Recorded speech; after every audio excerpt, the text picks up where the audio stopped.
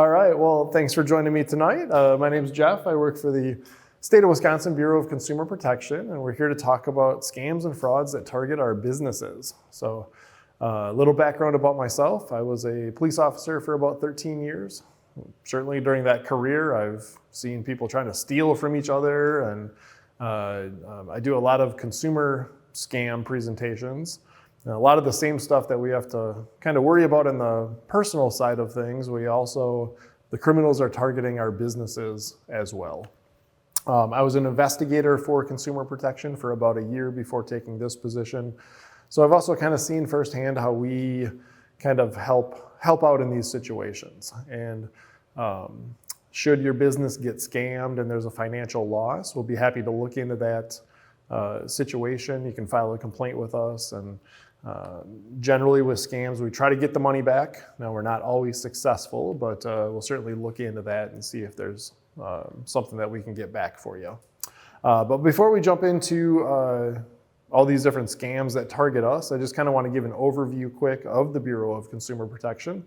Have you heard of us before? I mean, I know you have, Kayla, but we're a state agency, and we regulate 70 different laws. I mean, we're just going to kind of talk about scams and fraud today, but generally, if you as a consumer have a transaction with a business and you don't think it goes the way that you think it should have, you don't think the business was following the rules, welcome to file a complaint with us. We'll reach out to that business, and we're a mediation agency, so we'll kind of work between the complainant and the business and see if we can come to an agreeable resolution. You can kind of break the Bureau down into these parts. We operate a consumer protection hotline. That's a great place for consumers, businesses, law enforcement, anybody to reach out to. We like to brag that we're a very, very easy state agency to get a hold of a real live human being at. Now, we're closed right now. This is an evening presentation, but tomorrow, if you were to call that number, our average wait time before a real person answers the phone is only 22 seconds. So not too bad for calling the government, right? We mediate complaints, investigate cases, can take enforcement action. We can refer things up to the Department of Justice in certain situations. And for the more egregious violations, we administer the do not call law in Wisconsin. So as a business owner, just know that if you're making phone calls or cold calls to consumers, you want to make sure that you're in compliance with the do not call law. And you could register with us as a telemarketer. We help people recover from stolen identities, administer a security program, regulate some hazardous consumer product. There's a lot of stuff in the background that we're doing to help out Wisconsin consumers. But tonight we're going to talk about some scams that target us as business owners and some unique things about being a business owner or running a business as opposed to just a consumer, and how to avoid some of these types of scams. The biggest thing I would like to try to get across to everybody is that it doesn't matter how big or how small your business is, they're trying to attack it. Basically, even if it's just a laptop that you use for your business, pretty sure that laptop probably at some point hooks up to the internet, and there's these automated bots out there that are just constantly looking for vulnerabilities in computers. And if they're able to break into those computers, and then it's a business computer, there's records in there that they can be compromised. These are kind of the main reasons why they would want to break into your business computers. Certainly to make money, just like on the personal side of things. We know they're after our money, but it might be to make a social statement or some kind of a social action. It might be global, espionage, stealing trade secrets. It all depends on what type of business you have. Cyber warfare. There's a lot of agriculture in Wisconsin. There's over $100 billion of agriculture that we do every year in Wisconsin, and if they disrupt one of those businesses, that can affect food chain, supply lines, things like that. Just think about the attack on the Eastern Pipeline a few years ago. an attack on a business, but it's meant to create chaos. This is a great book by Ted Koppel here, Lights Out, that just kind of showcases just how fragile some of our infrastructure really is. How do they target our small businesses? I mean, just like a lot of the same stuff on the consumer side of things, imposter scams. So they're going to try to pretend to be someone that you can trust. Those red flags to look out for of creating a sense of urgency that you have to do something right now or something bad's going to happen. And they try to get you to panic about a situation or make a decision very quickly. And they hope that that decision is to hand over a credit card number or debit card number over the phone, or drive to the bank and pull out money and do something with it, or purchase gift cards. Again, a lot of the same stuff that we see on the consumer side of things. A couple of big untraceable payment methods that they like to use is gift cards. I just mentioned that. So they'll talk somebody into going to the store, buying a gift card, and then either reading the gift card number to somebody over the phone, or snapping a picture of that gift card and emailing it or texting it out. There's nothing wrong with gift cards as long as you are the one deciding to go to the store to buy one, to give one to somebody else as a gift. If someone else is telling you to go to the store and buy a gift card, almost 100%, that's a scam. And then the other big one to look out for an untraceable payment method is cryptocurrency. So I'm not sure if Independence has these machines or not, but all over the state are these Bitcoin kiosks or these Bitcoin ATMs. Do you know of any of them in town, or you think you have two in town? Very likely at gas stations, pharmacies, grocery stores, smoke and vape shops. So you see these Bitcoin ATMs all over the place. Well, victims will get talked into going to the bank, pulling out money, drive into one of these machines. Their story will make sense of why you need to do this, feeding money into that machine, and the victim just bought cryptocurrency, usually Bitcoin. And then just like the gift cards, they'll talk the victim into reading the information off the receipt to somebody over the phone, or scanning a QR code, or just snapping a picture of that receipt and texting it or emailing it out. So cryptocurrency is a very anonymous form of currency, which is why the criminals like it.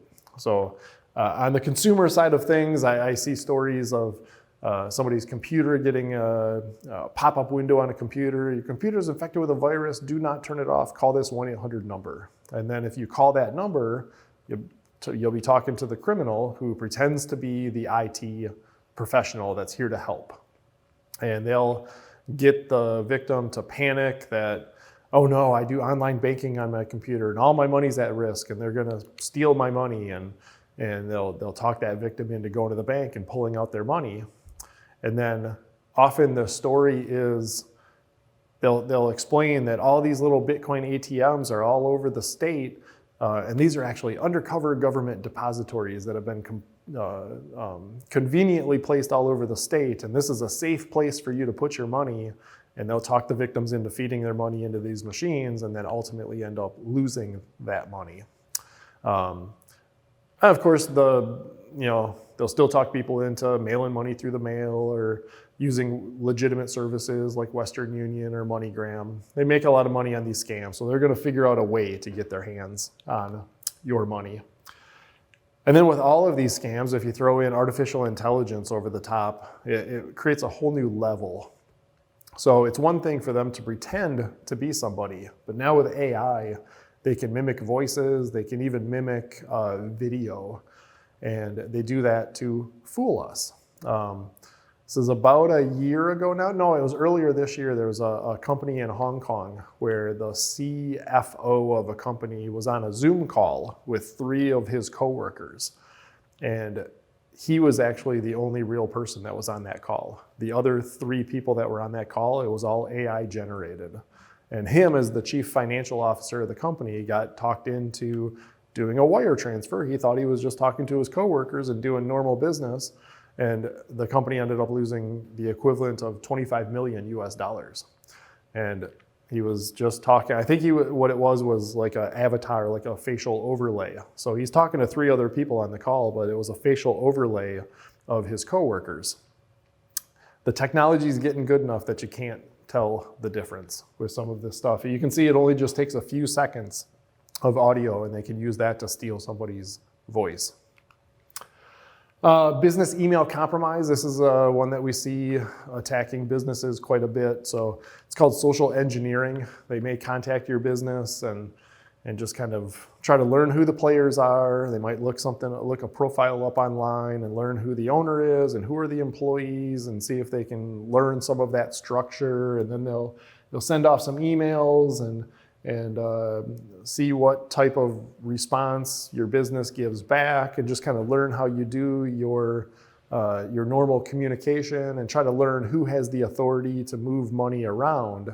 And then they'll put all of that together, and then the attack will be to try to send an email at just the right time that looks worded correctly and makes sense to you or one of your employees, and then try to get you to wire money or transfer money somewhere. So the biggest thing with all of these incoming communications, just like on the consumer side of things, you have to verify. You know, you can't, I think it's good practice to not be doing wire transfers and transferring money around just based on one email or one text message or just one incoming phone call. You gotta have just some kind of internal checks and balances within your own business to help avoid making that one misstep where all of a sudden you lose money.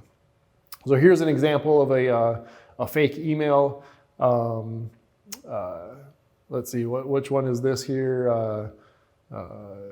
Complaints been filed against your business, against the Better Business Bureau, or with the Better Business Bureau, and you can download the document that explains the complaint right there. Now, if you click on that link, and this is a fake email, and it's not really from the Better Business Bureau, who knows where that link takes you? Who knows what that automatically installs on your computer, or what kind of vulnerability that gives them. It is really just that simple. With our phones, our tablets, our laptops, clicking on the wrong link can give the criminals access to some of our devices. So, you know, look at who's actually sending it. You know, does the email address match up with, you know, who it supposedly is from? You know, notice the vague language, and, you know, just because they throw in a case number and a link doesn't make that legitimate. Be very skeptical about clicking on those links unless you know for sure who sent that to you. Our mobile devices can be attacked as well. Just like on the consumer side of things, I believe the number one scam text message out there right now is, we're trying to deliver your package, but we have incomplete address information. You know, I think all of us have received that, right? And they want you to click on that link. And don't click on links unless you know for sure who sent that to you. I saw a story of a C-level executive from a business in Minnesota in the Twin Cities. This was a few years ago. And this executive likes to play poker tournaments in Vegas. And he has a big online social media presence. And so, you know, he's kind of, you know, puts out there, you know, what tournaments he's going to play in and all this. And that's really all the criminal saw. This person likes to play poker tournaments and is playing this one in Vegas on this one particular weekend. And he had his work iPhone with him.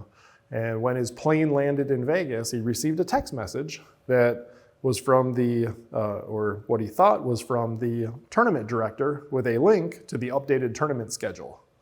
Well, that totally made sense. So he clicked on the link on his work iPhone, and just simply clicking on that link gave the criminal access to that iPhone. Then he's playing in a poker tournament. Well, guess what they don't allow you to have when you're playing poker? Phones with cameras, for obvious reasons.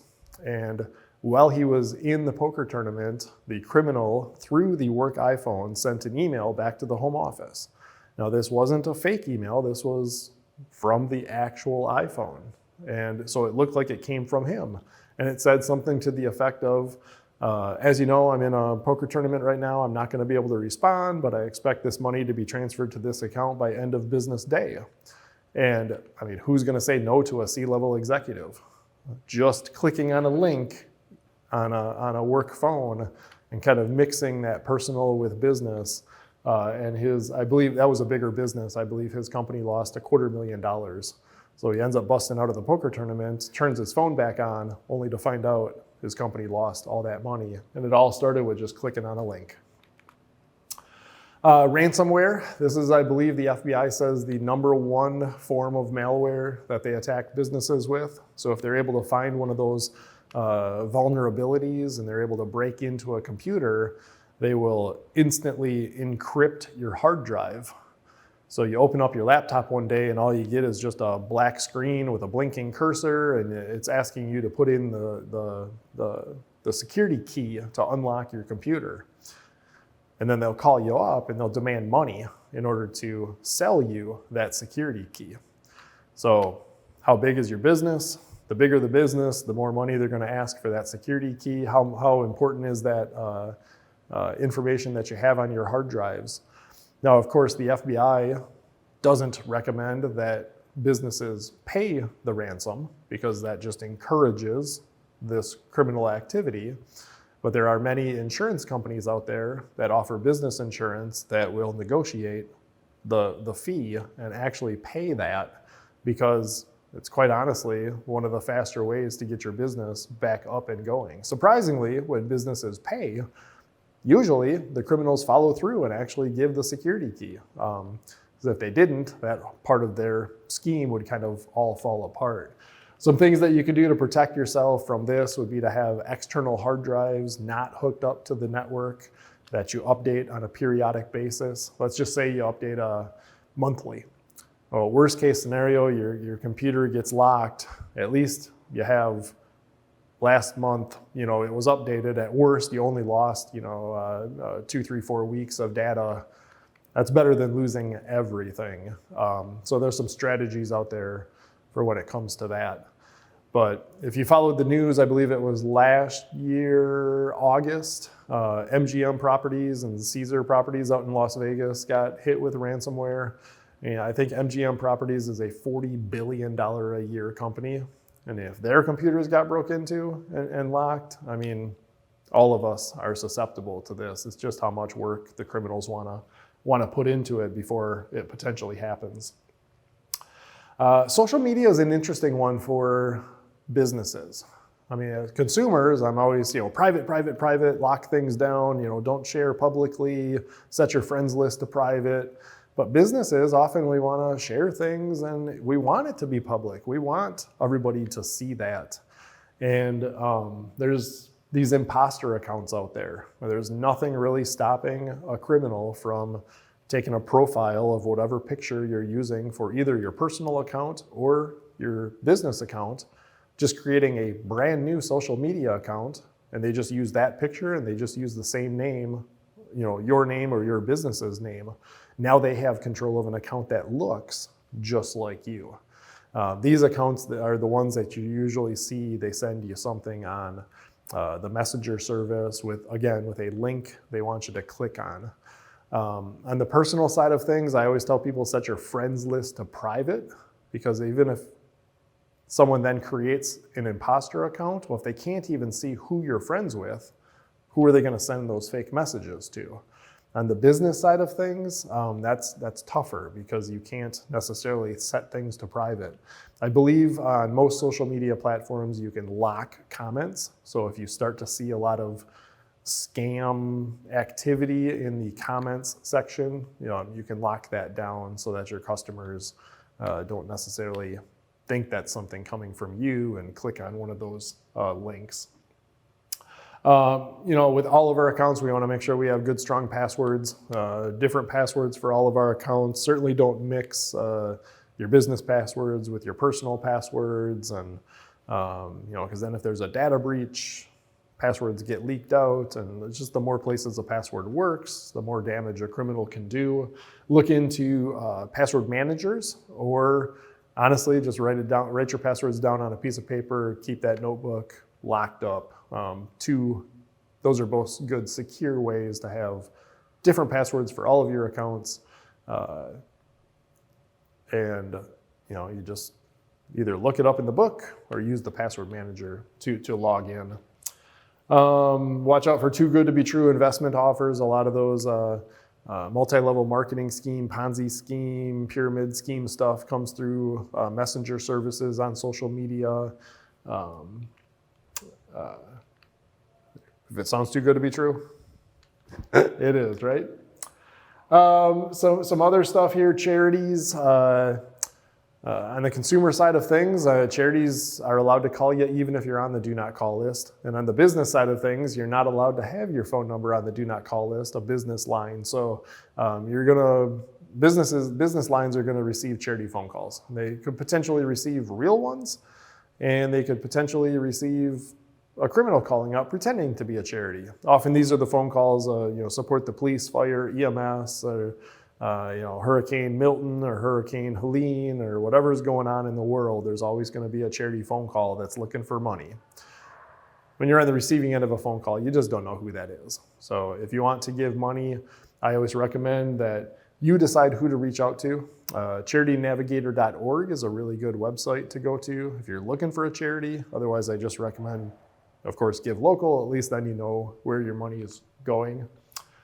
They'll pretend to be the service provider. So again, just like on the consumer side of things, they'll threaten to turn off heat or power to your house, internet service, TV service. But at the business level, all of a sudden that might sound a little bit more like a scary phone call of I'm going to lose internet for the day, or I'm going to lose power for the day, and then my business is going to be shut down. Again, when you're on the receiving end of a phone call, you just don't know who that is. Somebody tells you that you're behind on your bill, or there's a crew on the way to your business to turn something off, just hang up the phone. Go to your last month's bill, look up the real phone number for whoever your service providers are, and you reach back out via that real phone number. That's really the only way you know who you're talking to nowadays. Then, once you know you're connected with the real business, then you can ask, hey, what's going on with my account? Is everything okay? And you'll most likely hear that everything was just fine. The old toner phoner scams, they just might start sending invoices to your business. As an investigator for the state, I handled one case where somebody was just sending out invoices for almost $150 to all these different businesses to update their credit card readers for the new chips that were coming out a number of years ago on the credit cards. And there was a number of businesses that just paid those invoices, and they were 100% fake. It was just a complete scheme that this guy had created. So, having approved vendors lists and knowing who you actually order supplies through, not making it publicly available, like what type of copy system you use or printer, so that someone can't target you and just start sending you ink for those devices and just try to start sending you bills for that type of stuff. Having those checks and balances of who's allowed to pay those bills and going through them and making sure that they're real before they just get paid. Check overpayment scams. Talk to businesses all the time that like catering businesses and things where they'll have people that call up and place huge orders, and the business is really excited, like, all right, there was a big order coming in, and then things get canceled, and then they send checks to pay for this stuff, and then it gets canceled, and now they want a refund, but then they'll be like, oh, my bank account's closed down, so you got to send me a refund back the other way. All kinds of different ways that they'll try to scam you with checks, or try to get you to deposit a check into your business bank account. And for your trouble, you keep an extra $100 for yourself and send the other money back to me. And all those fake checks will bounce. You can take these checks right to the bank and you can show them to bankers, cashier's checks, money orders, all these things that we've been told we could trust over the years. Sometimes even the bankers can't tell just by looking at them whether they're real or not. The only way to figure it out is to run it through the system. But my experience is no one's ever going to pay you more than what you're asking. So you don't have to worry too much about those checks clearing. They're all fake. They're all going to bounce before that money hits your account. There's so many more. There's even in-person things you got to watch out for. I got a picture here of a flash drive. I've seen scams where they'll just walk into businesses and they'll have a flash drive and it'll say payroll confidential. Just toss it on the table and walk out. If you or one of your employees sees that, tell me who's not putting that into a laptop. right? And those are just vectors for viruses to get onto laptops. So training employees to not do those sorts of things. Don't put flash drives into our laptops, and having some type of IT assistance on keeping those computers safe and updated. Of course, the insurance fraud and the walk-in sales and just unauthorized access. I went to high school with an individual who ended up delivering products to a grocery store, and he told me that as long as you got a two-wheel cart and a polo shirt, you can go anywhere inside some of these businesses. Locking that down for your own personal business, making sure that people are not going where they're not supposed to go. Prevention basics, a lot of the same stuff we talk about on the consumer side. You got to know who you're dealing with. When you're on the receiving end of communication, you just don't know who you're dealing with. Before doing business with a new company, search that company. Call us at the Bureau of Consumer Protection. See if there's complaints against that business before you enter into an agreement with them, or do an online search with the word scam or complaint and see if there's other people complaining about that. Is that a real online retailer, or is this just a scam website that a criminal set up just trying to steal credit card or debit card information? Comes to products and services for your business, ask for recommendations from your other business owners, Chamber of Commerce. They're a good source of information on what's available in your area. Again, call us. A lot of our information is free. You don't have to pay for anything in our computer databases. And that was kind of the rather quick but little presentation on some scams out there that target us on the business side of things as well as the consumer side of things. Any questions from the audience? We don't charge for our services, so someone wants to file a complaint with us, that is completely free. All of our outreach programming is free. Generally, kind of where we get involved with some of these scams, if there's a financial loss, we'll try to help recover that money. With gift cards, there's a chance that we can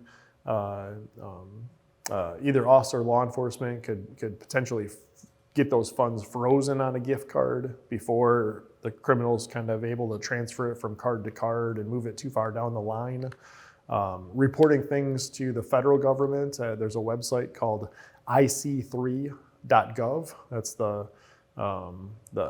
letter I, the number 3, the letter C.gov. It's the FBI's Criminal Complaint Center that's monitored 24 hours a day. So if they see something come in, they also have the ability to freeze funds on gift cards.